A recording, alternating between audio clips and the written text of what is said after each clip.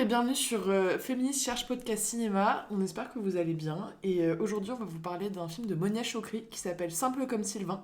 C'est la dernière comédie romantique du cycle, du coup, profitez bien.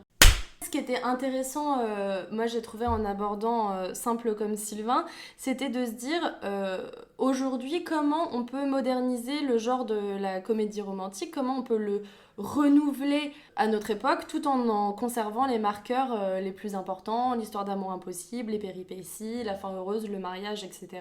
En se disant aussi qu'il y avait aujourd'hui des réalisatrices femmes qui pouvaient se réapproprier ce genre-là. Et comme on l'a vu dans le premier thème sur la violence des femmes, on voit bien que genre ça change totalement du coup la construction des personnages féminins et leur évolution en fait dans l'histoire. Et donc on s'est dit que dans cette question de la modernisation de la comédie romantique, ce qu'on avait trouvé intéressant dans Simple comme Sylvain, c'était notamment le fait de créer des personnages non stéréotypés et qui donc sont ancrés dans une réalité sociale, économique et dans une société patriarcale. Et ça, je pense que c'est vraiment le futur pour moi de la bonne comédie romantique. En fait, c'est réancrer les personnages dans la société tout en créant des personnages féminins forts en maîtrise de leurs propres désirs et en réévaluant en fait les marqueurs initiaux de la comédie romantique et notamment la fin. Est-ce que le mariage c'est vraiment la fin heureuse tant espérée Ou le baiser tout simplement. Enfin, ou le baiser, souvent t'as aussi le truc où juste le film se termine là-dessus et t'as pas de suite. Enfin, oui. C'est vrai que c'est un truc hyper intéressant dans ce film-là, c'est que la suite est présente, quoi. Oui. Pour faire suite à la présentation du film, on va vous présenter la réalisatrice. Donc, Monia Chokri, c'est une actrice, réalisatrice et scénariste canadienne qui nous vient tout droit du Québec. Elle a étudié au Conservatoire d'art dramatique de Montréal, dont elle est sortie diplômée en 2005. Et elle a commencé sa carrière au théâtre avant de se faire remarquer au cinéma dans un film de Xavier Dolan. Les amours imaginaires. Oui. Heartbeats en anglais et qui est sorti en 2010. Et ça lui a permis d'être reconnue sur la scène internationale. Ensuite, elle a joué dans plusieurs autres films et séries. Et enfin, elle a fait ses premiers pas et elle s'est imposée comme réalisatrice dans des œuvres comme La femme de mon frère, Babysitter ou encore Simple comme Sylvain, donc le film dont on va parler aujourd'hui. Et toutes ces œuvres ont été saluées par la critique. Tous ces engagements lui ont valu d'être aujourd'hui considérée comme une figure majeure du cinéma québécois et canadien. Et sa filmographie est super riche et variée. Elle intervient souvent dans ses propres œuvres en tant que protagoniste secondaire, donc en tant qu'actrice aussi. Sur ses inspirations / influences, j'en ai une sur ses parents. En fait, ça, je sais pas si ça compte vraiment, mais j'ai trouvé ça trop mignon, du coup, je voulais en parler. Où en gros, je suis tombée sur un article qui parlait du fait que ses parents étaient des gros militants communistes, enfin qu'elle a vraiment grandi dans tout le questionnement autour des classes qui fait que... ça paraît assez naturel en tout cas qu'elle fasse un film Simple comme Sylvain.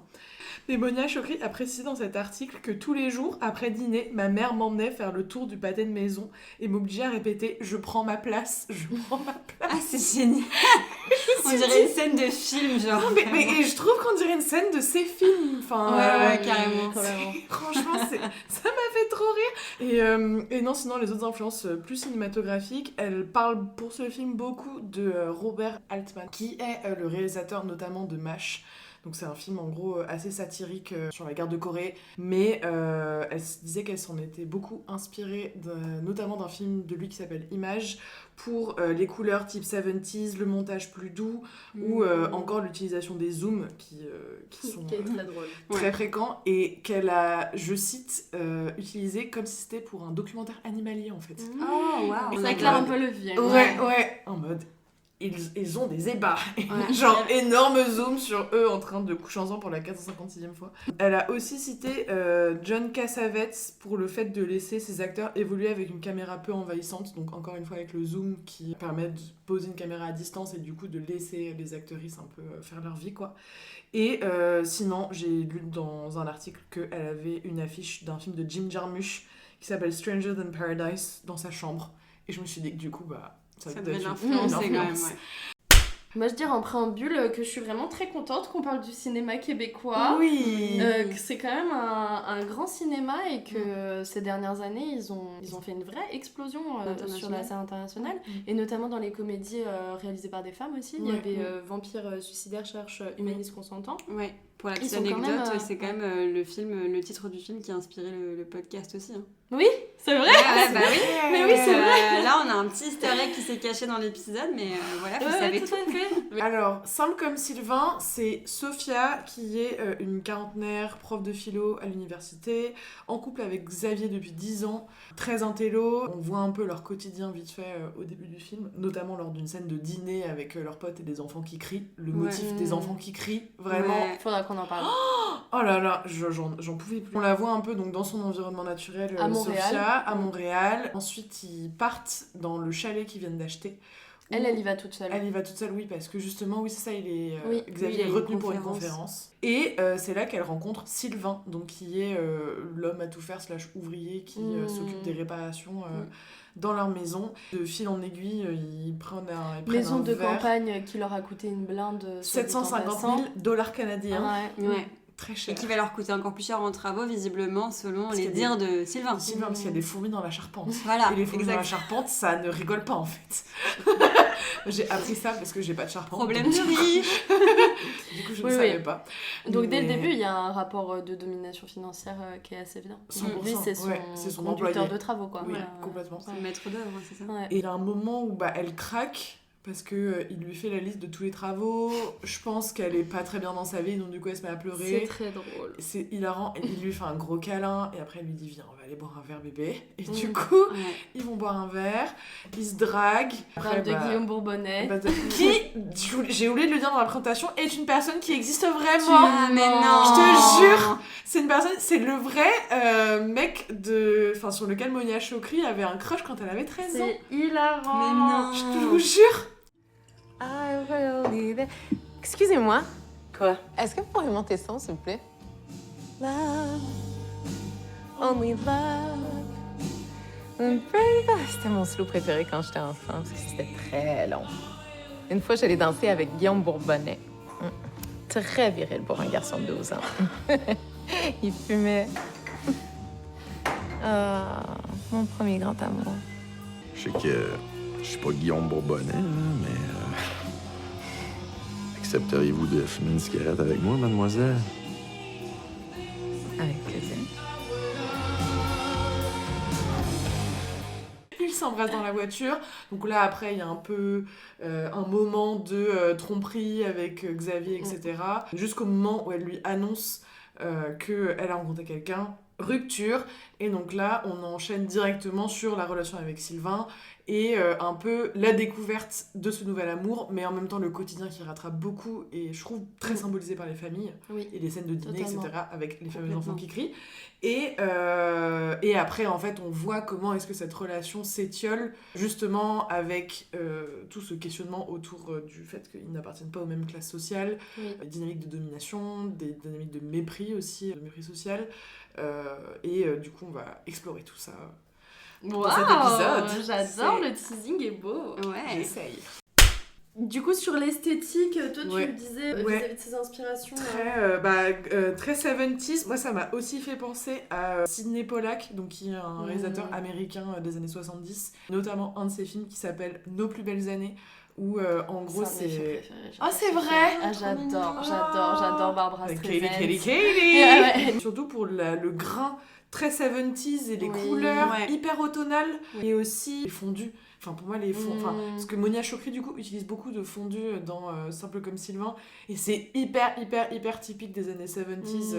Il y a beaucoup, ouais. beaucoup de bois, beaucoup de marron, Oui. beaucoup d'orange. C'est très chaleureux en fait, Ouais, il est très ouais. chaud ce film Oui. en Bah, termes ouais. d'esthétique, je trouve. Elle a dit qu'elle voulait vraiment un film rond au niveau du montage aussi, que ce Mm. soit moins assuré que ses anciens films. Enfin, par D'accord. exemple, moi j'ai un souvenir de La femme de mon frère où c'est très cut.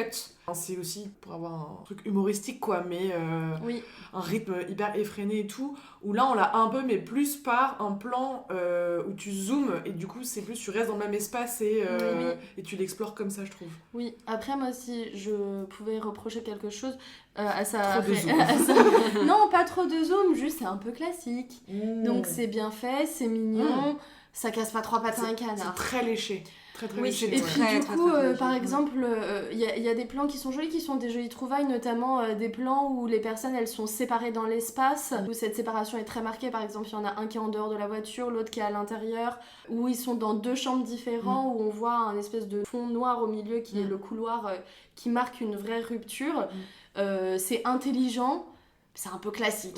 Oui. Et du coup, je trouve que ça manque un peu D'originaliser, ouais. Ouais, peut-être. Moi, je me suis posé la question de savoir si elle avait C'est pas un peu justement sage. voulu de faire un truc un peu classique dans la forme, Mm. mais du coup d'appuyer vachement sur les couleurs, sur les matières et tout, alors que tu vois, il y a des choses qui sont très caricaturales. Il y a un moment, tu sais, quand ils vivent leur histoire d'amour pleinement, du coup, Sophia et Sylvain, on a ce plan où ils sont dans la chambre d'hôtel et puis il y a l'espèce de vue Oui. derrière et puis tu vois juste les sur la ombres. skyline. Ouais, voilà. Et en fait, c'est des petits trucs comme ça, mais qui fonctionnent très bien, qui C'est sont vrai. très classiques, mais du coup, C'est qui vrai. sont maîtrisés quand même à la perfection. Oui. Où toi-même, tu t'y prends quand tu vois le passage des oiseaux sur la mer avec le fond bleu, ou bien Oui. le bateau où il y a marqué Life is Passion.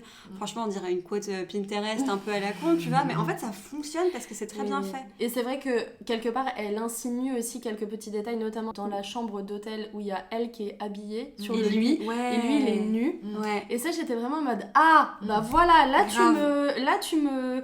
tu arrives à dépasser le code classique ou de l'utiliser de manière à montrer aussi quelque chose qu'on a moins l'habitude de voir à l'écran. Ouais. Ça m'a plus Il plu. y a 2 choses. Monia Chokri, dans une interview, j'ai lu qu'elle aimait pas filmer les corps des femmes nues parce qu'elle était en mode, déjà on en a vu plein, et aussi elle me disait que quand elle voyait un corps de femme nue à l'écran, c'était tout ce qui happait son regard et que du coup elle faisait plus du tout attention au reste et elle voulait éviter que ça fasse ça dans ce film. Et aussi pour le coup, mais ça peut-être qu'on le développera après, mais je trouve que c'est un film qui n'est que symbole, avec tout le temps de la symbolique à l'écran, et où je trouvais que parfois c'était un peu trop appuyé aussi, je suis où d'accord. il y a un moment où je voyais un peu ces symboles-là, et je me disais, ok, je vais me concentrer pendant 2 minutes à juste regarder les symboles.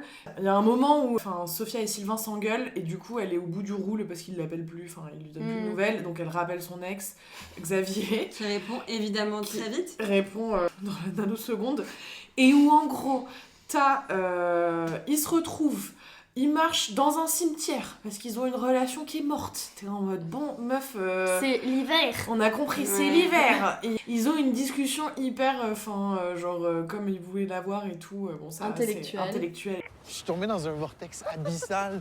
Pendant genre 2 semaines, j'ai regardé des vidéos de fabrication de miel. J'ai même pensé avoir des ruches sur notre toit. Pardon? Ouais. Toi, des ruches? Ben, je Je pense que oui. du tout. Toi qui as peur d'un mini moustique, tu veux des Ah non, mais ruches. attends, le moustique, c'est un être belliqueux. C'est le plus grand meurtrier sur Terre, alors que l'abeille est tellement pacifique qu'ils n'ont pas du tout le même modus operandi. Ah, ben, t'es super apiculteur urbain de te faire ça. Ouais. Ah, il y a un truc que je me suis noté que je voulais te dire. Quoi? Savais-tu que tous les dictateurs, ou les autocrates en fait, Ouais. ont un dénominateur commun? Ouh, ça m'intéresse. Lequel? C'est le père violent. Ça donne des points à ton ami Freud. Après, ils recouchent ensemble, ça marche pas. Je vois vraiment le parallèle direct avec les scènes qu'elle a Oui, après oui, et tout. oui. Et où, en fait, juste, t'as vraiment la symbolique comme ça qui t'a... Oui. Oui. Et Je suis où d'accord. je trouve C'est un peu que maniéré. C'est très... Ouais, voilà, c'est ça. C'est hyper maniéré. Mais c'est pas Ouais. justement à l'image de ce couple qui est très maniéré, très tiré à 4 épingles, Bah, mais pas du tout naturel. C'est quoi. partout dans le Non, film. mais en fait, pour moi, Ouais. c'est plutôt genre ce travail de la réalisatrice qui peut-être.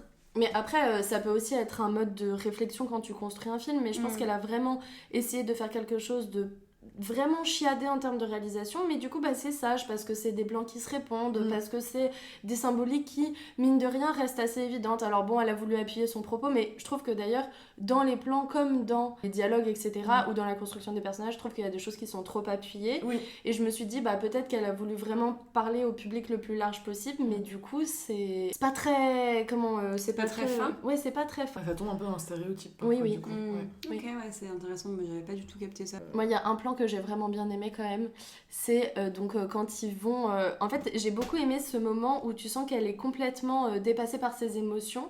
Donc la première fois qu'elle rencontre Sylvain, et que donc elle se met à pleurer, et qu'après ils vont dans le bar, et elle se laisse porter par ses souvenirs, et ensuite ils rentrent, et donc t'as un plan sur la voiture qui arrive, ils discutent dans la voiture, le plan est fixe, elle ouvre la porte et elle se pète la gueule, et donc tu vois juste la portière s'ouvrir, et sa tête qui bascule, et donc on voit pas en bas, et on voit juste genre la réaction de Sylvain de l'autre côté, et j'ai trouvé que ça c'était un plan vraiment très drôle, et qu'elle aurait encore pu travailler plus sur les choses cachées en fait, sur tout ce qu'on ne montre pas mais qui est juste drôle parce que tu comprends la situation qui est en train de se passer. Je me suis dit que c'était pas mal. Oui, parce que du coup en plus ça allège un peu le sens appuyé à l'écran de tout l'explicite qu'elle nous montre en permanence. Sur le truc, l'aspect comique du film, par contre, je trouve qu'elle a vraiment remis dans la comédie romantique la comédie. Ouais. Et où ça, elle a vraiment très très bien appuyé. Ouais, parce que c'est vraiment hilarant. C'est très très drôle, ouais. Pour le coup, et moi c'est vrai que j'étais plus touchée par les dialogues que par le comique de situation, mais je pense peut-être qu'il y en a moins du comique de situation aussi. Moi je crois que j'ai été plus touchée par le comique de situation que par les dialogues. En fait je me suis vite retrouvée dans une espèce de... Enfin, je voyais que ça, le mépris de classe en fait. Et du coup, même si c'est un film très joyeux, avec une certaine forme de légèreté, que j'ai par ailleurs bien apprécié sur certains côtés, j'avoue qu'elle me sortait un peu par les yeux en fait. Et du coup, j'avais du mal à rentrer en empathie avec elle et à rigoler de son cheminement amoureux, quoi. Ouais. Ah, à rigoler. Moi, j'arrivais à en rire, mais c'était plus un truc de... C'est fou que tu sois prof, parce que du coup, elle est prof de philosophie, et pendant tout le film, c'est ponctué par ces cours où elle décrypte l'amour à travers la philosophie, du coup, plein de philosophes différents. Et en fait, chaque théorie qu'elle explore illustre ensuite, après, l'état dans lequel elle est dans sa relation, un peu. Et, à chaque fois, ça illustre complètement les phases de l'amour qu'elle explore dans sa relation, soit avec Zadé, soit avec Sylvain. Avec Sylvain, Chez Platon, l'amour est intrinsèquement lié à la notion de désir. Et le désir, chez lui, égale manque. Donc, forcément, l'amour platonicien n'a pas d'autre forme que celle de la frustration, puisqu'on désire ce que l'on ne possède pas. Il faut donc éviter de consommer l'amour ou, si on souhaite qu'il perdure, le faire de façon à ce que l'autre ne nous appartienne jamais réellement. Donc, par l'interdit, l'adultère, par exemple. C'est toujours hyper fascinant à quel point est-ce que tu la vois décrypter ça d'une manière très très rationnelle et connaître ce sujet sur le bout des doigts, et en parallèle pas du tout conscientiser le fait qu'elle ne vit qu'un fantasme et qu'elle l'aime pas. Mais d'ailleurs, il y a une scène que j'ai trouvée exceptionnelle, qui est une scène avec quand elle rencontre la mère de Sylvain. Regarde-les. Hein? Ils n'arrêtent pas. Mon gars, il a le cœur à bonne place. Ça se voit que tu l'aimes pas. Sylvain? Ben non, le vin? Ouais, c'est ça. Non, mais il est très drôle dans les dialogues et dans les situations, mais moi je trouve qu'il est exceptionnel, mais juste du coup... En fait, on arrive à en rire parce qu'on est en externe, donc on voit que c'est... On voit ce dans quoi elle s'engage. Ouais, c'est ça, on voit que c'est extrêmement... Enfin, c'est casse-gueule, quoi. Mais il y a un côté où, moi, tout ce que ça m'a évoqué, j'étais triste pour elle, quoi. Ah ouais, c'est vrai? Ouais, pour moi, c'était vraiment le désenchantement de la romance, et je trouve que c'est ce qui est fort, en tout cas, dans ce film. Je suis d'accord. C'est que c'est pas du tout une comédie romantique avec genre, waouh, les deux personnages opposés qui tombent amoureux, et en fait, tu comprends pas... En fait, pour faire écho au dernier épisode qu'on a fait, qui était quand même Coup de foudre à Bollywood, on a vachement parlé du fait qu'on comprend pas que l'héroïne principale tombe amoureuse de quelqu'un qui a le charisme d'une huître, quoi. D'une endive encore. Ouais, voilà, encore une fois, no offense pour les endives, c'est très bon, hein, c'est la vinaigrette par ailleurs, mais du coup là, je pense qu'on comprend la passion, même si ils ont rien à faire ensemble, mais on voit qu'elle s'embourbe dans un truc parce que elle est complètement aveugle. Et par ailleurs, tu parlais tout à l'heure du plan de la voiture. Moi, j'ai beaucoup aimé le plan où elle se casse la gueule, mais même le plan d'avant, on les voit s'embrasser. Et en fait, il y a machin là. Ouais, au milieu, comment on appelle ça? Moi, je conduis pas, mais donc je sais pas comment. Ah oui, le rétroviseur. Le rétro. qui cachent leurs yeux, et donc t'as vraiment un truc de l'amour est aveugle. Et toi, tu le vois dès cette première minute que c'est une affaire qui ne peut pas tenir le bout, et elle s'enlise dedans, et à chaque fois qu'elle a une porte de sortie, la meuf, elle dit « Oh non, en fait... » Elle remet ses œillères, et typiquement le dîner, quand elle apprend que son mec est complotiste. Sylvain, c'est l'intellectuel de la famille. Ça me surprend pas qu'il soit avec une universitaire. Ouais, puis moi, je suis l'épais. Voyons, frère. Mais non, c'est pas ça que je dis, là, franchement. Non. Ce que je dis, c'est que Ben ton non, frère, il est t'es intelligent curieux. de ta manière. Il est plein de livres. Hein, tu m'envoies plein d'articles, là. C'est pas intéressant, man. Oui, c'est intéressant. Quel genre d'article? Hein? C'est super intéressant. Et des ovnis qu'on aurait vus, la vie après la mort. Les pyramides. Les pyramides. C'est vrai que c'est intéressant, les pyramides. Ouais, moi, en tout cas, je crois à toutes ces affaires-là. Là. Je suis sûre qu'il y a un fantôme dans mon salon d'esthétique. Bon. Elle se retrouve à faire une discussion avec une belle-sœur avec laquelle elle ne partage aucun... Non, mais ça, je suis pas d'accord avec ça. Ah ouais? Ah non, j'ai trouvé que au contraire, la relation entre les belles-sœurs, c'est un pont de sororité par-delà la classe sociale. Alors Parce que tu comprends que, en termes de lutte, certes, elles viennent de classes sociales très différentes, mais elles se rejoignent parce qu'elles sont des femmes. Oui. Et d'ailleurs, Sophia, c'est la seule à la soutenir dans le dialogue où elle se fait descendre par son mari. Oui. Et ensuite, elles parlent de leurs ongles, etc. Et elles s'apprivoisent l'une l'autre et elles se Oui. confient l'une à l'autre.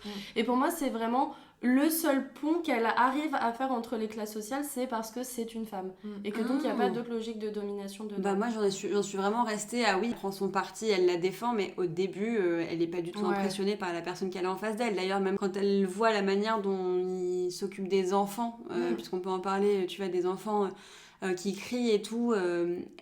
tu sens, de toute façon, elle a un regard très judgy tout au long du film, sauf quand elle est dans ces moments de désir vis-à-vis de Sylvain où elle s'oublie, elle se soumet à son propre désir, mais parce que finalement elle veut pas le juger. Je sais pas si elle veut pas le juger ou elle se laisse pas le juger dès lors qu'ils sont dans un environnement de passion. En fait, elle le voit juste pour moi comme un catalyseur de son désir. Ouais, mais c'est ça en fait, c'est vraiment ça. C'est en gros, elle méprise son propre désir. Ouais. Et quand ils sont en action, du coup, elle oublie ce mépris. Oui. Mais Elle sait sinon. pas en faire abstraction autrement, ouais. Ouais.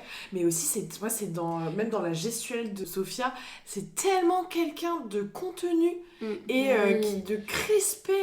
Mais ça, c'est un peu l'écueil du film, c'est-à-dire que c'est trop stéréotypé. Ah bah là, oui. Genre, elle, c'est vraiment la petite bourgeoise intellectuelle de Montréal. Elle est tellement spécialisée que franchement, même quand t'es quelqu'un qui lit beaucoup, par exemple, ils font leur débat des dictateurs préférés. Ah mais oui, incroyable. Quand même, je m'y connais pas mal en histoire et en politique. Je ne connaissais aucun des deux dictateurs qui étaient cités. De manière générale, genre, leurs débats sont vraiment surpoussés, alors que de l'autre côté, elle a tellement forcé le trait. Genre, ils sont complotistes. La mère, elle est alcoolique. Attends, est-ce que j'en ai d'autres? Il a aucune culture dominante. Il ne connaît pas la dame aux camélias de Dumas, mais en fait, c'est après, tout. c'est pas... Oui, non mais c'est pas le truc le plus connu, mais je trouve que ça en appuie encore. Et qu'il adore Michel Sardou. Et qu'il adore Michel Sardou. Et enfin, elle le reprend tout le temps en termes de vocabulaire, de grammaire, etc. Genre, moi je veux bien entendre qu'il y ait des différences de classe sociale, mais c'est vraiment trop exacerbé. Enfin, ça aurait été possible de faire un film juste un tout petit peu plus fin. Il adore la chasse, il adore la pêche.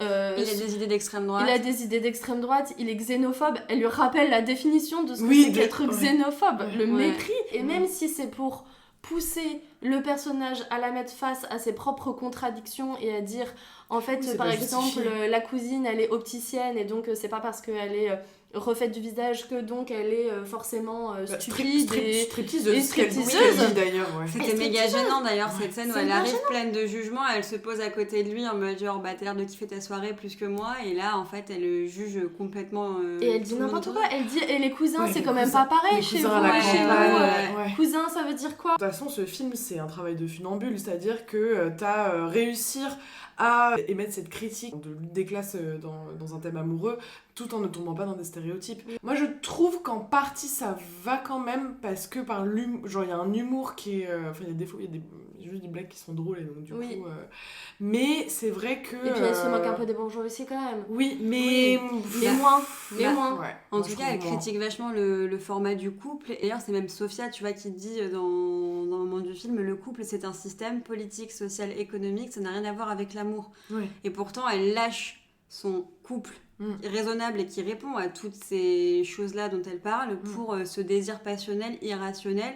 Et à la fin, elle essaye de transformer quelqu'un qui ne rentre pas dans ce moule-là, dans son propre système à elle, pour combler ses propres attentes et ses propres névroses, quoi. Pour moi, ça, c'est vraiment le fil rouge qui tient le film, c'est la différence entre l'intellect et la sensation.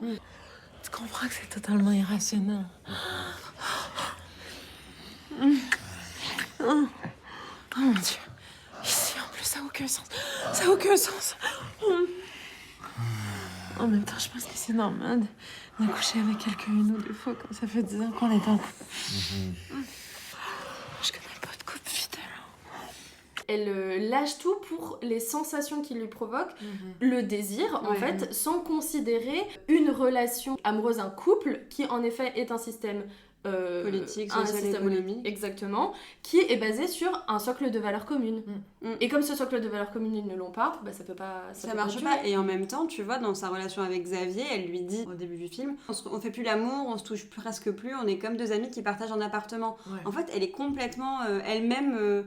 Elle-même, elle n'est pas en phase avec ses propres envies et désirs. Donc en fait, elle a à la fois une vision hyper rationnelle, hyper cadrée de ce que c'est le couple. C'est limite, c'est limite contractuel pour elle, ce truc-là. Et elle a cette relation-là avec Xavier, avec lequel elle s'entend super bien.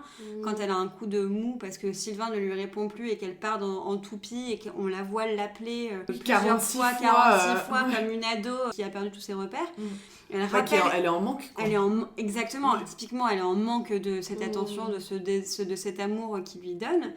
Et à la fois, elle reprochait exactement l'absence de désir à Xavier. Enfin, du coup, je pense que sa relation parfaite n'existe pas. Et en tout cas, elle n'existe pas présentement dans le film. Non, moi, c'est plus ça. C'est juste de dire, elle a quitté sa relation intellectuelle stable pour se fier à son désir, mais en fait, ni l'un ni l'autre ne correspond et elle n'a pas encore trouvé le juste milieu. Peut-être elle le trouvera jamais. Moi, je pense, pour moi, c'est vraiment une personne qui poursuit un fantasme. Enfin, justement, avec Xavier, genre un côté hyper cérébral, et pour le coup, moi, je trouve ça, c'est juste quand elle dit qu'elle est détachée de son corps, parce que on dirait qu'elle redécouvre son affreux, corps. hein. Enfin, franchement, leur relation, elle a l'air... Elle a l'air horrible. Donc oui, c'est ça, ils couchent plus du tout ensemble, ils dorment dans des chambres séparées. Mais alors, ça, en fait, c'est un truc au Québec. Ah. Genre en gros, parce que du coup, Mona Chokri, quand elle avait fait le tour des cinémas en France pour Simple comme Sylvain, t'avais des personnes qui lui disaient oui, mais le symbole du couple qui n'est plus, qui dort dans des chambres séparées, etc., c'est hyper fort. Et elle était juste en mode, bah non, c'est juste comme ça qu'on fait.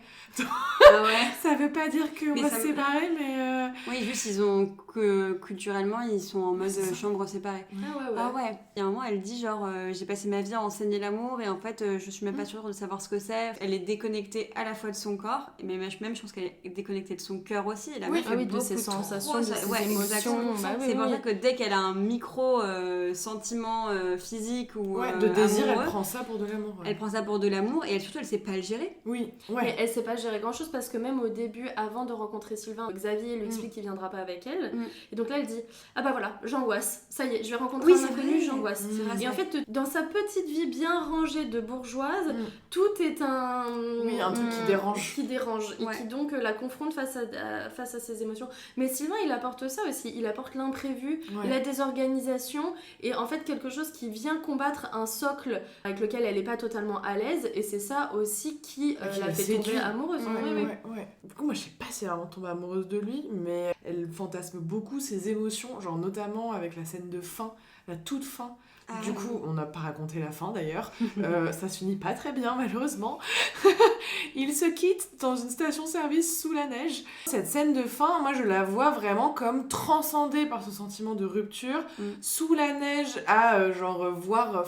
Elle se regarde vivre, quoi. Elle se regarde vivre, mais totalement. Il y a un côté où elle limite. Enfin, bien sûr que oui, c'était une rupture qu'elle a souhaitée parce que c'est un peu elle qui l'a provoquée, mais elle pleure dans la voiture de base quand même. Et après, là, on dirait qu'elle est sur un vent de sérénité, mais un peu, enfin pas tant de Totalement. sérénité, mais un peu de... Mais c'est vrai que ça se reproduit plusieurs fois dans le film, même quand elle recouche avec Xavier, Ouais. et que donc Ouais, il y a un c'est plan qui répond à plusieurs plans qu'il y a dans le film, où en fait la réalisatrice s'est beaucoup centrée sur le visage de sa protagoniste pendant qu'elle a des orgasmes, ce qui est super, enfin moi je trouvais ça très bien, mais donc ensuite elle recouche avec Xavier, et puis on comprend qu'elle n'a absolument aucun désir pour lui. Et Pire scène de sexe c'est horrible. ever. C'est horrible, c'est une vraiment, agression vraiment. Enfin, genre, c'est moi je atroce. comprends pas qu'il arrête pas alors qu'elle. Oui, elle lui genre, dit j'en ai pas envie. Oui, clairement.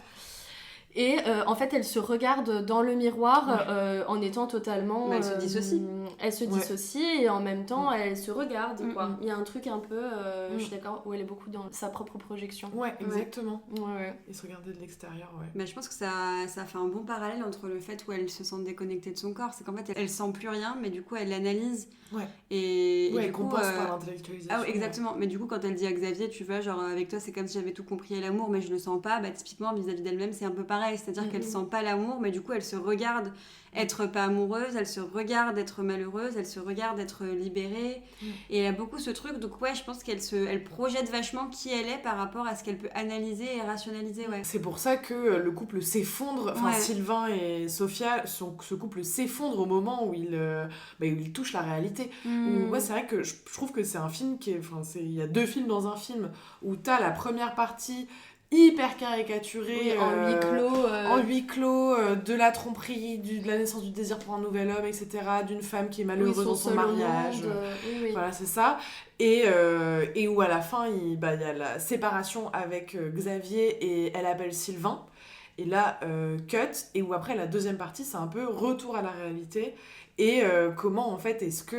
On s'insère dans l'environnement de l'autre. On s'insère dans l'environnement de l'autre, comment ça se casse la gueule. Et un peu rythmé par, pareil, plan miroir dans le film, de l'utilisation de la chanson de Scorpions, Still Loving You aussi. Ouais.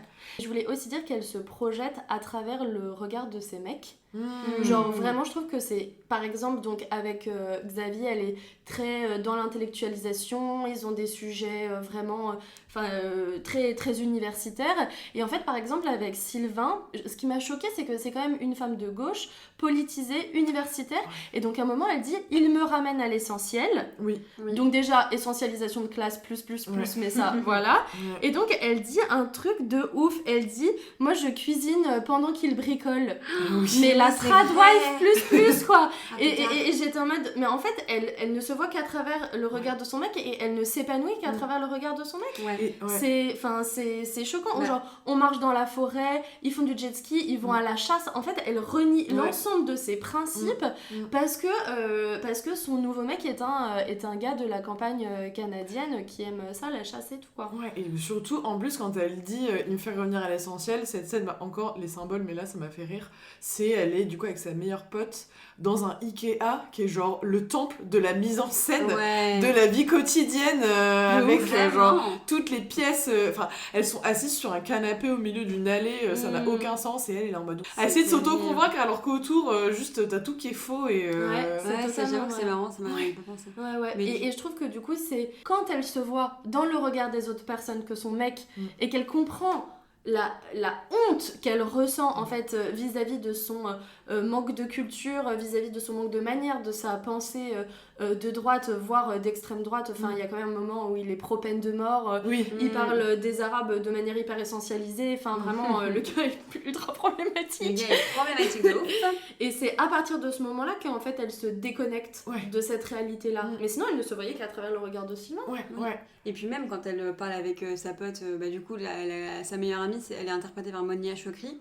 Quand elles sont dans ce canapé, dans ce fameux Ikea, ce qu'elle kiffe avant tout, c'est ce que cette nouvelle relation met en avant, c'est-à-dire de manière superficielle, on s'entend sa pote qui lui dit t'as l'air d'avoir changé, je reconnais plus ton visage. Elle lui dit j'ai perdu du poids, on fait l'amour tous les jours, je perds 500 calories par jour.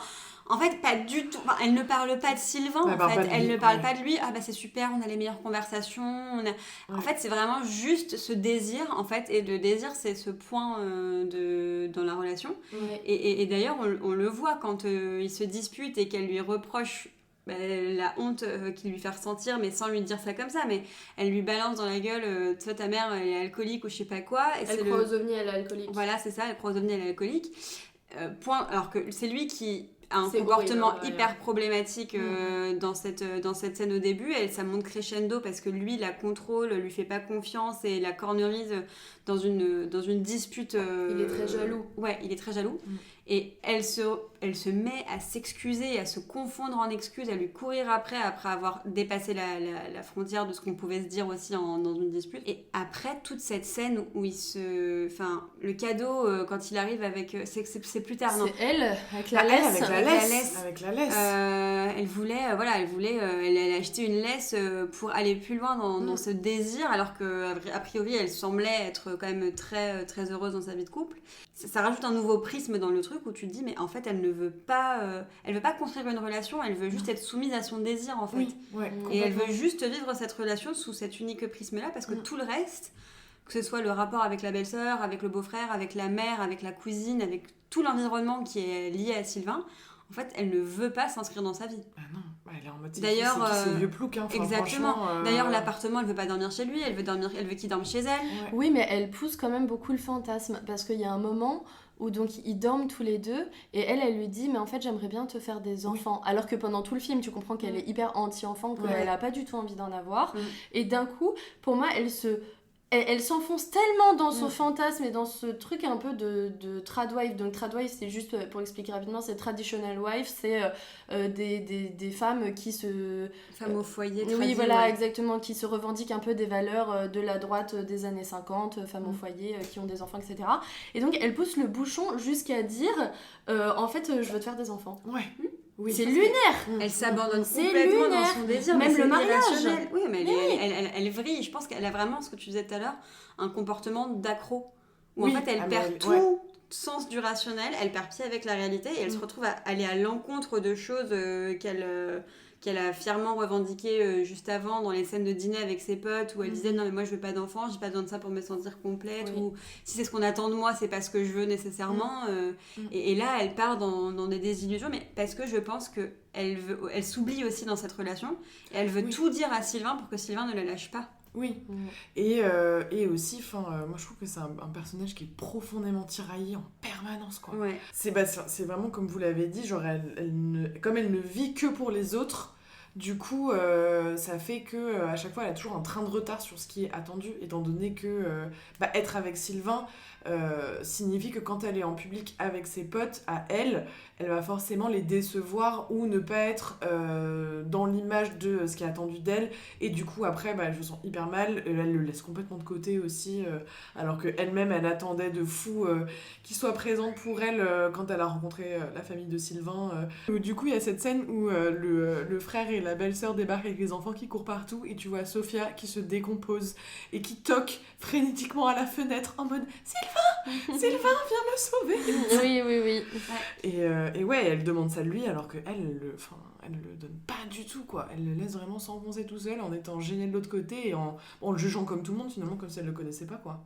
Pour moi elle est très égoïste et en même temps il y a un moment où elle s'oublie totalement, c'est le moment de la scène de réconciliation après cette grosse dispute où c'est terrible. Où elle a la laisse, justement. Elle a la laisse, cette scène, moi, elle m'a retourné l'estomac. Je m'excuse tellement. Pardonne-moi. Vas-y, suck tension. Je te fous. C'est ça que tu veux? Oui, c'est ça que je veux. C'est ça que je veux.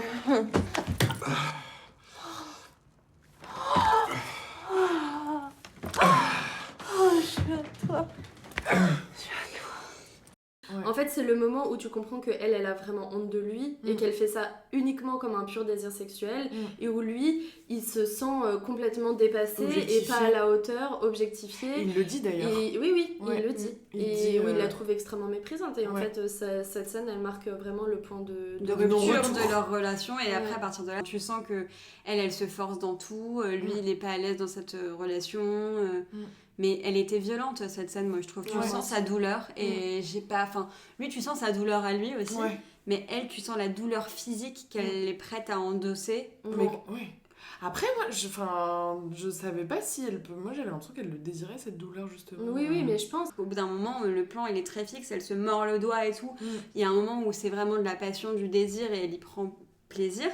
Et il y a un moment où, pour moi, c'est plus le cas. Et elle le fait parce qu'elle pense que lui, il prend du plaisir, alors parce qu'elle le voit pas, quoi. Je pense pas. Pour moi, c'est vraiment une scène qui marque le renversement du rapport de domination.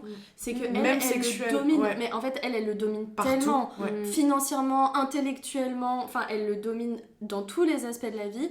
Et là, elle force le renversement de domination en se soumettant, mais de manière vraiment masochiste et jusqu'au point de porter atteinte à son intégrité, enfin à se faire mal, pour forcer ce renversement, tu vois. Ouais, mais tu sais, vous êtes pas... Enfin, parce que la scène qui suit juste après, le lendemain... Ah, t'es belle, là! T'es tellement belle! T'es belle comme les filles qui font de la porn. Oh, je trouve ça indécent ce que tu viens de dire, mais ça me flatte vraiment beaucoup. Bah, parce que je sais qu'au fond, t'aimes ça, d'être sexy. Viens t'asseoir, il me semble que t'es loin. Asseoir. Asseoir, asseoir. Tant qu'on est bien ensemble. Ouais. Tu sens qu'elle est pas contente parce qu'elle s'habille, quand elle voit le cadeau, elle est un peu gênée, elle s'habille, tu sens qu'elle a du mal à se mettre dedans, qu'elle aime pas du tout la tenue. Et elle lui fait en plus. C'est horrible, et elle lui fait la réflexion, tu sens qu'elle est pas amoureuse, tu sens qu'elle a pas pris son plaisir du truc d'hier. Je pense qu'il y a un moment où c'était voulu, mais qu'elle a volontairement dépassé les bornes en se disant genre c'est parce que lui il le veut. Non, parce qu'elle pense que lui il le veut, et d'ailleurs elle lui dit à un moment, et il lui dit mais c'est ce que tu voulais, non? Tu sens qu'elle s'est forcée pour lui, mais que lui a pas demandé, et que du coup il s'est forcé aussi pour elle, et c'est là où pour moi il y a le point de rupture entre les deux, c'est qu'ils ont tous les deux voulu se prouver quelque chose, qu'ils se sont tous les deux fait mal physiquement, et qu'après et c'est de la performance, et du coup elle ose pas lui faire sentir qu'elle l'aime plus parce qu'elle veut se convaincre qu'elle l'aime, d'où le fait qu'elle enfile ce truc, et après il y a une gêne qui est insidieuse mais dans toute leur relation, et ça monte crescendo jusqu'à la scène de de rupture. Même la pas, demande en mariage. la demande en mariage. Ouais. Moi, franchement, je pense plus du côté de Lou pour le coup, sur le côté où, en fait, c'est ça, elle le dominait dans l'entièreté de leur vie, à part dans ce point-là précis du désir. C'était lui qui lui apportait son désir et qui était capable de lui donner, ou après, on la voit d'ailleurs pendant la pause où il lui parle plus, elle va coucher du coup avec 2 autres hommes, donc Xavier et un random en rentrant dans un supermarché. Et tu vois qu'elle a aucun désir pour eux deux, et que c'est que lui. Elle lui tourne le dos quand elle couche avec lui. Ouais, elle veut pas qu'il la touche. Et tu vois, et justement, c'est après ça que du coup Sylvain la retrouve, qu'elle met la laisse, et pour moi c'est l'ultime domination en fait. C'est vraiment le moment où elle est en mode ok, je suis en manque de toi, faut pas que ça dure parce que j'ai quand même un statut à honorer quoi. Et c'est vraiment le moment, comme vous l'avez dit, le moment de bascule de en fait il y a plus aucun domaine où Sylvain a le pouvoir dans cette relation. Moi, je le vois comme ça. Ce que j'ai trouvé intéressant, c'est que pendant tout le film, il y a des moments où elle se détache et où elle réintellectualise. Donc, par exemple, lui, il a des remarques qui sont vraiment très triviales sur notamment l'odeur de son sexe, sur à quel point il a envie d'elle, etc., mais de manière très triviale. Et parfois, tu sens que elle sort de ça. Elle est en mode oulala, ça va vraiment contre mes conventions bourgeoises. Et où après elle se fait réhapper par ce désir-là, son corps, etc. Et là où je trouve que ça marque la rupture, cette robe, c'est que là, elle a tout de suite intellectualisé le truc. Ça représente exactement le moment de bascule où elle en est de... En fait, l'intellectuel est en train de dépasser le côté sensation. Enfin, le fait d'être en robe de star porno, là, ça ne... C'est une nuisette. C'est une nuisette, voilà. Et que très moulante et très de mauvais goût. Et que sa nuisette, en fait, ne l'excite plus. Ou en tout cas, c'est plus un côté qui l'excite chez Sylvain. Même ça, c'est fini. En fait, c'est parce qu'elle l'a dépassé, Mais du coup, quand lui, il a l'impression que la relation, elle reprend un peu... Pour moi, ça, c'est hyper caricatural. Je n'ai eu que des relations hétéros, du coup, je vais me prononcer sur les relations hétéros. Du fuis-moi, je te suis.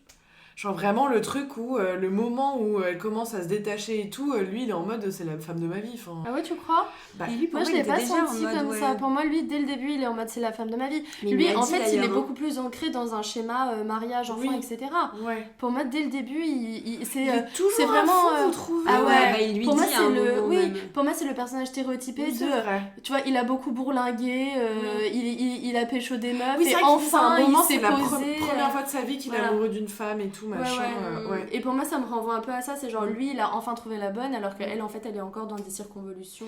Mais d'ailleurs, moi, ça, c'est un truc, parce que, en gros, ce qui se passe, c'est que dans la première partie du film, avant qu'ils se mettent ensemble, du coup, Sylvain et Sophia, il y a toute une partie où Sophia lui dit non, on peut pas faire ça, c'est pas bien. Et donc, encore une fois, elle le fait quand même. il faut quand même, du coup, encore une fois, les conventions bourgeoises qui la rattrapent un petit peu. Et où, en gros, il y a un moment où il se revoit malgré tout, et où Sylvain lui dit j'arrête pas de penser à toi, je suis obsesse et tout machin.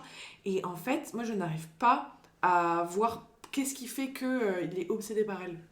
Oui, je suis assez d'accord. Mais pour moi, ça va avec toute la question du mépris de classe, c'est que c'est quand même un film qui est très descendant. Oui. Bah après, c'est aussi parce que l'idée du film, c'était de centrer sur le personnage féminin. Oui. Donc bon, on peut l'entendre, mais du coup, comme c'est elle qui représente la domination de classe, c'est vraiment genre, elle, son regard érotisant sur lui, qu'est-ce qu'elle lui trouve, le fait que c'est une bête de sexe, etc. Mais dans l'autre sens, tu vois moins le truc. Bah après, je pense que c'est l'attirance de la bourgeoise, d'une femme, tu vois, qui a... Ouais, mais mieux que lui, entre guillemets, et puis surtout, il y a beaucoup de trucs où il dit tout le temps tu es belle. Oui. Donc est-ce qu'il n'y a pas juste ce truc de se dire waouh, en fait, j'ai score quelque chose de ouf. Ouais, c'est vrai, il lui dit je sais pas combien de fois. Et tu es beau, mais c'est l'entièreté. Je pense, on compterait, ça représenterait au moins un tiers de leur dialogue, c'est tu es belle, tu es beau. Mais du coup, peut-être que lui, c'est un moment où juste il a une fille avec qui il a couché et ça s'est très bien passé, qui en plus représente un espèce de fantasme transfuge de classe, un peu inatteignable, machin. Surtout qu'il est vraiment considéré comme, je cite, l'intellectuel de la famille. Ouais. Et pour moi, il y a vraiment ce truc-là de lui, il aspire à autre chose en fait, Sylvain, quand même. C'est là qu'intervient la caricature. Oui. Quand en fait, à la fin du film, donc il se retrouve dans une soirée d'anniversaire pour elle, et où en fait, il enchaîne les bourdes. Oui. Donc il arrête pas de dire d'abord que lui, il est très jaloux et qu'il ne supporterait pas que sa femme couche avec quelqu'un d'autre. Donc dans un environnement artiste, intello, québécois. Tout le monde est poly-art. Voilà, exactement. Donc vraiment déjà, tout le monde le regarde un peu de haut. Et en fait, ça s'enchaîne. Il dit je suis contre la peine de mort, mais bon, dans certains cas. Et donc là, il se fait allumer. Il finit par enchaîner sur les Arabes. Ils sont quand même très sympathiques. Très sympa. Et donc, en fait, là, moi, j'étais un peu en mode d'accord, mais enfin. Non. Rien que vestimentairement, il colle pas, et quand il passe le pied de il la a barre, mis elle a mis une chemise un peu style néon bleu, elle le juge très fort parce qu'elle sait qu'en fait il va faire tâche. Voilà. Et après, oui, ça se confirme avec tous les propos qu'il tient qui montrent bien qu'ils n'ont rien à faire ensemble. Il a pas pris la bonne bouteille de vin aussi. Ouais. Et ça monte crescendo quand il lui offre son cadeau d'anniversaire. Oh là là, c'est horrible. Ils sont dans la cuisine. Et là, pour moi, c'est le moment où elle met vraiment cher aux bourgeois quand même. Oui, Déjà, ça commence par le mec de Monia Chokri, donc Monia Chokri étant sa meilleure copine. Françoise, voilà. Et Philippe. Et Philippe, son mari, il dit ah mais moi je hais les gens normaux. Je hais les gens normaux. Oui. Si je pouvais, je partirais à New York et je plaquerais tout. Parce qu'il est dans une forme, mine de rien, en fait, lui aussi, il est traversé par les mêmes luttes que tous les gens normaux, en fait. Mais donc ça commence comme ça, où quand même elle met un peu cher, je trouve, à la classe dominante. En mode, en fait, vous n'êtes pas différents des autres, vous êtes aussi des gens qui sont traversés par le fait d'avoir des enfants, le fait d'un amour qui s'épuise, les problématiques de jalousie, le fait d'être misogyne, vous n'êtes pas meilleurs que les autres, quoi. Vous n'êtes pas meilleurs que les autres. Et il trouve son paroxysme dans le voyage en République dominicaine qu'il lui offre. Veux-tu juste savoir c'est où le voyage? Je suis comme dans le mood de faire de la MD. Y a-tu du monde qui serait down que j'en commande? Fait que c'est où? Microdose, relax, là? En République dominicaine. Arc, faudrait tellement payer cher pour que j'aille là, moi. Où ça? En République dominicaine. Oh my God, I went there once when I was 14 for a family trip. It's the trashiest place on earth. Qu'est-ce qu'il dit? Quoi, ça? En République dominicaine. Ah, wesh. C'est le cadeau de Sylvain et Sophia? Ah, dans un tout inclus ou vous partez à l'aventure? Peut-être pas une bonne idée, on peut changer de destination. Je veux juste voir la mer avec toi, mais si t'aimes pas ça, c'est vraiment échangeant. En tout cas, je pense. La violence de classe pour lui qui n'a jamais vu la mer. Parce que Sylvain lui offre le voyage en République dominicaine parce qu'en fait il a jamais vu la mer et il a toujours rêvé d'aller voir la mer avec sa future femme. Et elle lui avait dit on ira voir la mer ensemble aussi. Et donc il lui offre ça en cas d'anniversaire. Moi j'étais en mode mais c'est tellement chouquette quoi. En plus, pour lui ça représente un gros voyage, donc tu peux dire qu'il avait jamais pris de l'avion côté, il a jamais pris de l'avion. Il y a quand même plein de choses très symboliques pour lui dans ce voyage. Et c'est vrai que t'as toute cette classe un peu bourgeoise là qui est un peu, dédaigneuse, en mode oh là là, de toutes les destinations, il a vraiment choisi ça. Et en fait, c'est très bizarre parce qu'à la fois, ils se permettent des commentaires, comme tu le disais, très bien, très violents. Et en même temps, ils font une fausse part de modestie, de pudeur, on se retient de dire ce qu'on pense vraiment, alors qu'ils ont déjà laissé déverser leur mépris, tu sais. On est déjà sur un moment extrêmement gênant et en termes de mépris de classe, on pense qu'on peut pas faire plus. Et en fait, on fait beaucoup plus, puisque après le cadeau, il se met à genoux. Ouais, il s'agenouille devant Sophia qui elle-même faisait la vaisselle, donc qui a 2 gants en latex dégueulasses, parce que voilà, c'est vraiment une scène qui est caricaturale, on peut le dire. Hein. Mais donc déjà, il fait ça au milieu de tout le monde, juste après la vaisselle, pas dans un moment privilégié. En plus, il parle de mariage, ma future femme, etc. Donc déjà, il colle pas.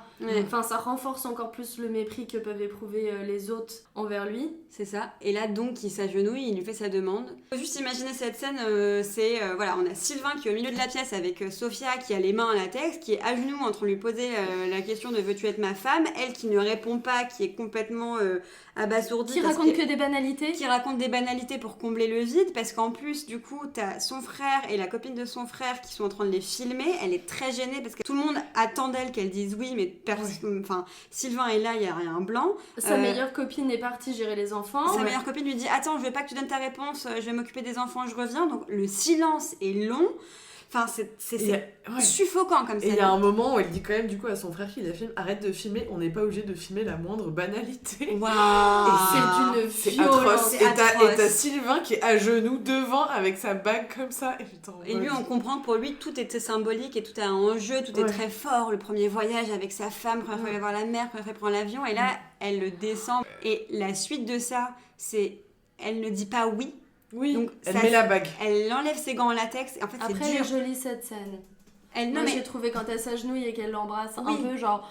Encore une fois, elle se regarde. Oui. Elle performe. Oui. Elle performe son propre amour. Cette partie de la scène, elle est très belle, mais la partie juste avant, les quelques secondes qu'on a avant, où elle peine à enlever ses gants, on sent qu'elle a pas envie de les enlever, mais qu'en fait, tout le monde la regarde et que lui est là comme un ninja agenouillé à attendre sa réponse. Elle ne dit jamais « oui, je le veux »,« oui, je t'aime ».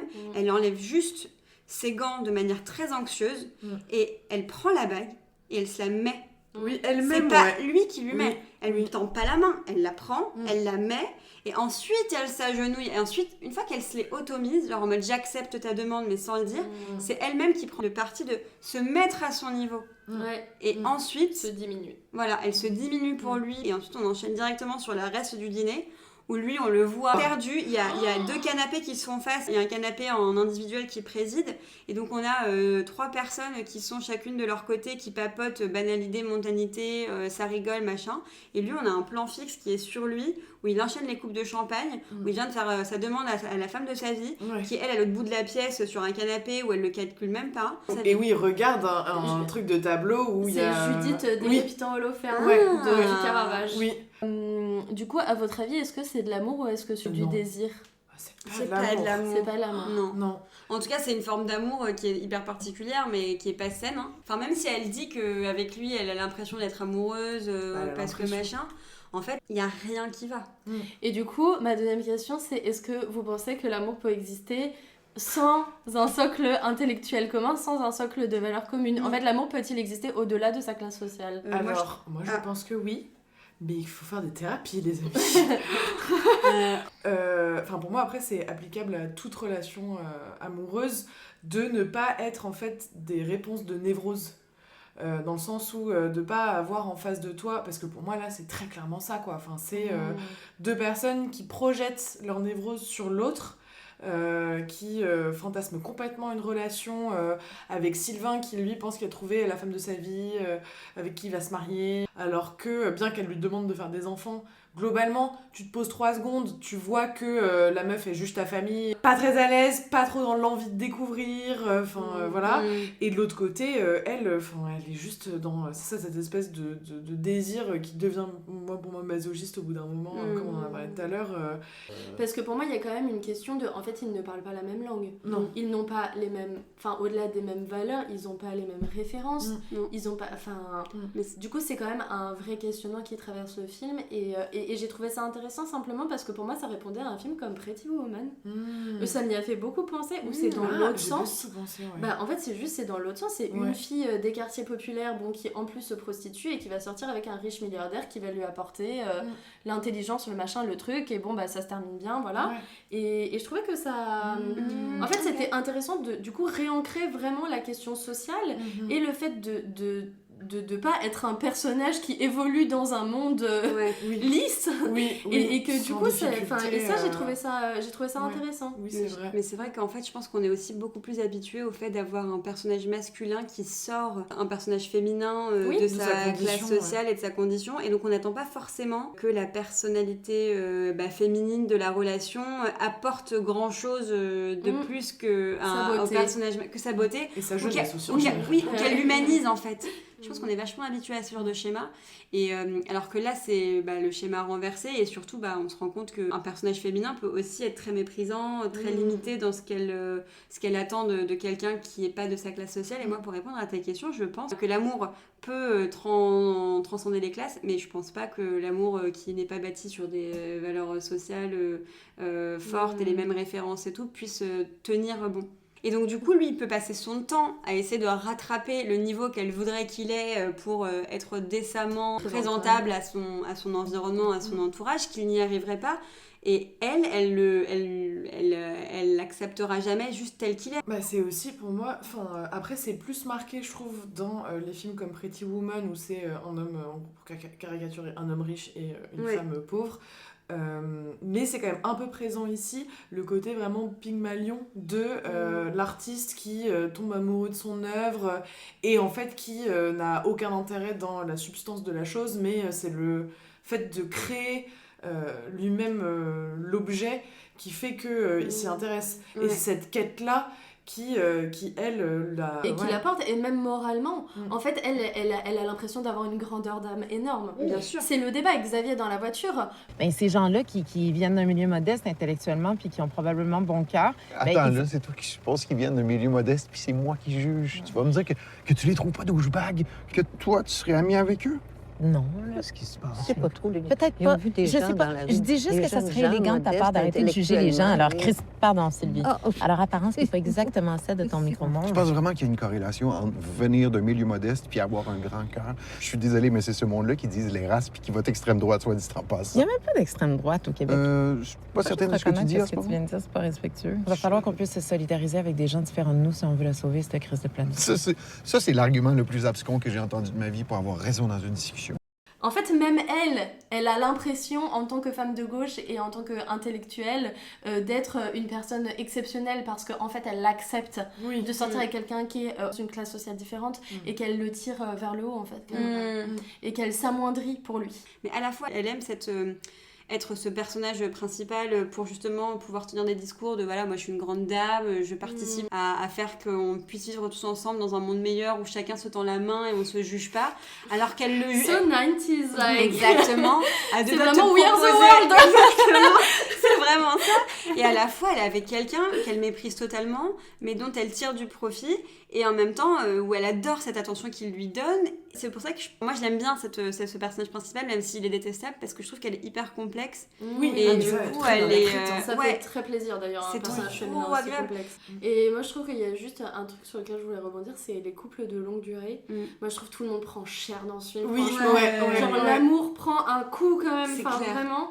Il est décrypté en masse, quoi. Et donc en fait la longévité amoureuse pour moi elle est vraiment représentée à travers deux couples. C'est sa meilleure amie Françoise et son mari qui ne s'en sortent pas entre les gosses, un sexisme ordinaire, ils couchent ensemble tout le temps mais en fait ils s'engueulent tout le temps, ils ils ont envie de tout plaquer. Enfin bon, leur relation elle est quand même pas un peu bancale. Ça donne pas envie mais c'est très réaliste. Et de l'autre côté, c'est donc le couple de beaux-parents de Sophia, donc les parents de Xavier, qui ont vécu ensemble toute leur vie et où en fait il y en a un des deux qui, donc le mari perd la tête en fait et ne se souvient plus du prénom de sa femme et où elle dit mais moi je suis rien sans lui, je sais même plus ce que j'aime. Je sais même pas ce que j'aime. Je sais même pas ce que j'aime.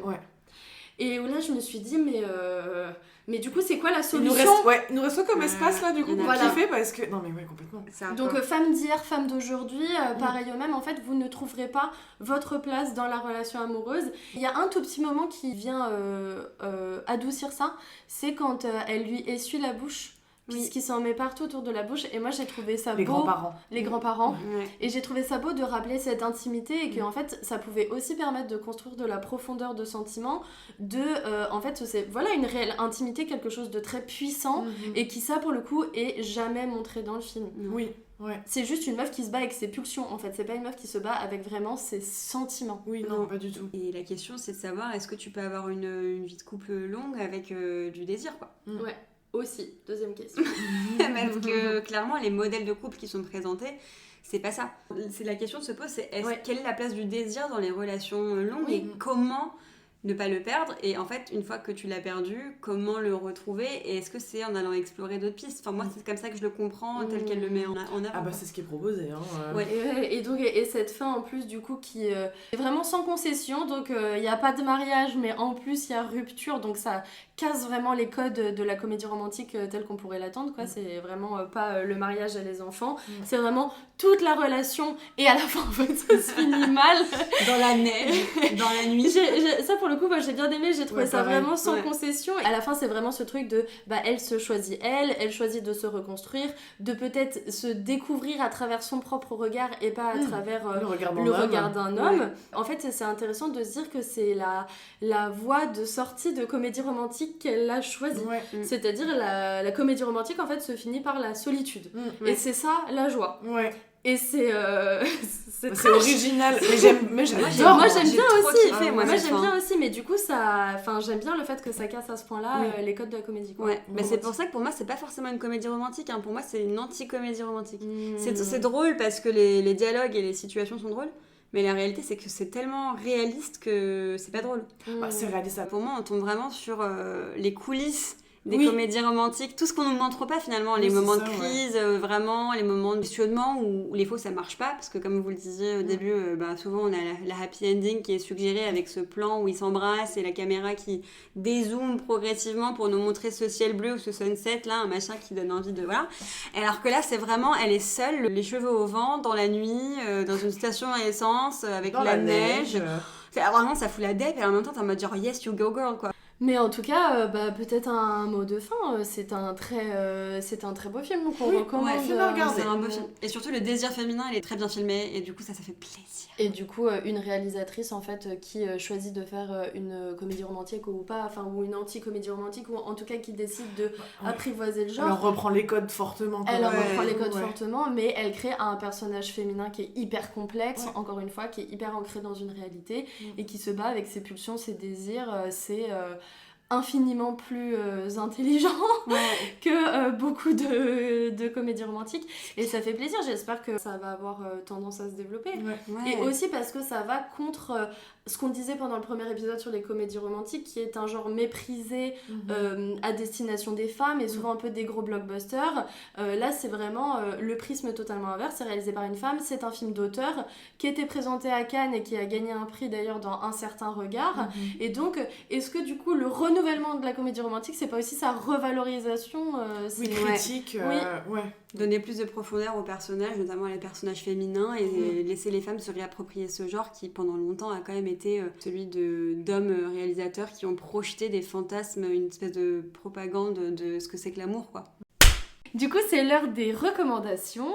Et pour ma part, je voulais vous recommander un livre que j'ai dévoré cet été et qui s'appelle L'homme qui aimait les chiens, de l'auteur cubain Leonardo Padura. Et donc c'est un livre qui parle de la vie de Léon Trotsky à partir du moment où en fait il est exilé de l'URSS, et en même temps du coup de la vie de son assassin qui était un républicain espagnol qui a été utilisé par les soviétiques pour qu'il aille tuer Trotsky. Et donc tu suis en parallèle leurs deux histoires, mais aussi l'histoire du narrateur cubain qui a vent de cette histoire et qui en fait construit son récit tout au long du livre. C'est vraiment formidable, ça donne à faire des ponts dans l'histoire. Moi je connaissais très mal Léon Trotsky. J'avoue que j'avais quelques lacunes sur les soviétiques entre la partie 1920 et 1939. Parce que nous n'en avons pas du tout, évidemment. Oh, moi, je suis à la ramasse. Autant vous dire que... Moi, Trotsky, je connais par cœur, en fait. Non, mais et donc voilà, on connaît déjà la fin puisque Trotsky meurt assassiné. Enfin, Typique Atlas. Le seul truc qu'on peut lui reprocher, c'est qu'il explore pas beaucoup la pensée de Trotsky, qui pourtant est une pensée pas assez, à mon sens. Mais du coup, j'enchaînerai sur la révolution permanente de Léon Trotsky. Non, mais quel plaisir de dévorer ça un été. Ça se lit tout seul, c'est intelligent, c'est super, vraiment. Ça a l'air, en tout cas, tu le vends très bien, donc voilà. Merci. Moi, c'est une chanson d'amour, parce que je me suis dit qu'il fallait remettre un peu de rêve dans ce cycle de la comédie romantique où on défonce l'amour globalement. C'est vrai qu'on a un peu défoncé l'amour. Et en gros, c'est une chanson, alors il faut s'accrocher, c'est une chanson qui a été écrite par Jeff Buckley, et du coup interprétée par Jeff Buckley et Elizabeth Fraser. De base, c'est une meuf qui a un autre groupe qui s'appelle les Cocteau Twins, pour celles qui connaissent. Mais moi, la version que j'aime bien, c'est une version d'un chanteur qui s'appelle Ruby Weapon, et le titre de la chanson est un poème en lui-même, ça s'appelle All flowers in time bend towards the sun, ce qui veut dire toute fleur penchera éventuellement vers le soleil. C'est mimi. Et voilà, et c'est juste une des plus belles chansons que j'ai entendues de ma vie. Vraiment, quand je l'ai découverte, j'étais en mode... C'est trop mignon. Beaucoup d'émotions me traversent actuellement. Et du coup, ils chantent en duo avec une artiste qui s'appelle Anatel, et la voix de la meuf toute seule, je suis pas très fan, mais leurs deux voix ensemble se mélangent merveilleusement bien, et juste les paroles, c'est exceptionnel. Moi, je vais vous partager une reco love, mais une reco amour food, parce que passion quand même. Et je voulais vous parler du compte Dali Food Zone, qui est une créatrice de contenu food, qui propose des recettes simples, mais hyper gourmandes, faciles à réaliser chez soi, et c'est toujours hyper agréable d'avoir un créateur de contenu authentique qui vous partage des recettes, souvent en plus inspirées de ses origines algérienne et du Moyen-Orient par extension, et franchement allez checker, allez tester quelques-unes de ces recettes, et n'hésitez pas à nous faire des petits retours pour nous dire si vous avez kiffé ou pas. Voilà. Trop bien. Trop bien. On termine cette émission pour vous annoncer qu'il y a un épisode hors série Halloween. Donc, alors vraiment, je suis trop contente. Elle a fermé les yeux en disant Halloween. Vraiment, elle est trop contente. C'est vraiment genre ma fête préférée, je pense. Et donc du coup, on vous retrouve pour un épisode consacré à Jennifer's Body, où du coup on revient à l'horreur finalement, après l'avoir laissé pour 3 épisodes. On y revient, mais on entamera un cycle ensuite qui sera un peu... Je dirais pas plus léger, mais moins violent. Oui, moins violent. Moins violent, moins sanguin. Plus sororité. Car sorori. On vous en dit pas plus en fait. Ça on va vous être laisse trop sur bien. ça. Vraiment, c'est le cycle sur lequel j'attends le plus personnellement. Donc, Ah. je suis trop hâte. À bientôt. Salut. À bientôt.